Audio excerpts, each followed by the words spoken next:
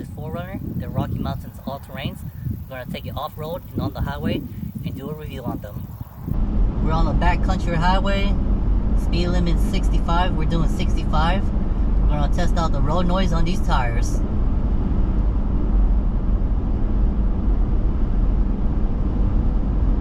As you can tell, the road noise is not too bad with these tires. I can barely hear them. Now as far as the ride quality, so far it seems good. I have no complaints at all with it right now.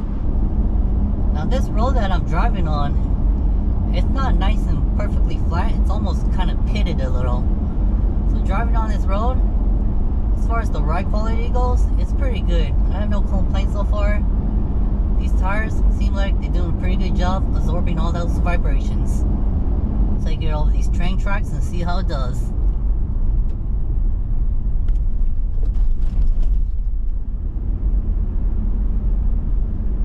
It's not too bad. We'll go ahead and take this 4Runner off-road to see how these tires do on this dirt road.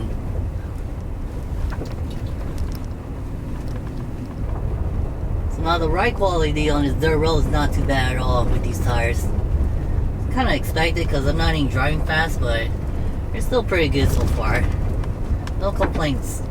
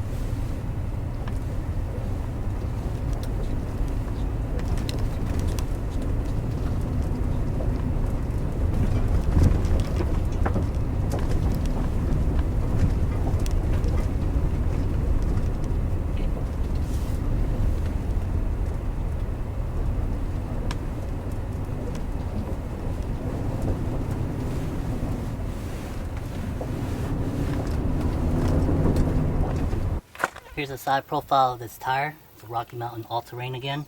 265/70 by 17. This was a tire that I got from Discount Tire. Even though it's one of their cheaper tires, so far it seems like it's been doing the job. We'll take a look at the spacing on this tire. The spacing is pretty wide, so you'll pick up these little rocks and pebbles like this. I don't know if you can tell, but when I was driving on the dirt road, I was picking up these rocks and flinging them up inside this wheel well. So you might want to be careful when you're driving on dirt roads not to drive too fast, or else you might end up damaging the paint on your car.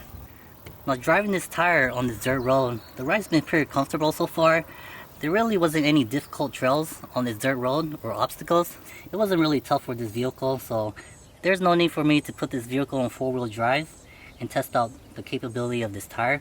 But just by looking at the tread pattern and how wide they're spaced, it would appear that on trails that are a little more difficult, this tire should have no issues. Here's another shot of this tire from the backside. Once again, you can see how wide the spacing are between the grooves and the blocks. It's just going to pick up all these little pebbles and kick them up towards the paint. Now driving on the highway earlier, this tire, it's a pretty quiet tire on the highway. I have no complaints with it. As far as drag traction on the interstate and highway, it seems to be performing really well on drag traction. It hasn't rained yet, so I'm not sure how well this tire does as far as wet traction goes, but so far, off-road and on pavement, it's doing just fine. Now, as being one of the lower priced options from the all-terrain tires that I had to choose from, this one surprisingly amazed me. Even though it was well priced below all of its competitors, the performance truly amazed me, off-road and on-road. That's gonna do it this week for Garage Matters. And if you happen to be running the same tire on your rig, leave a comment below.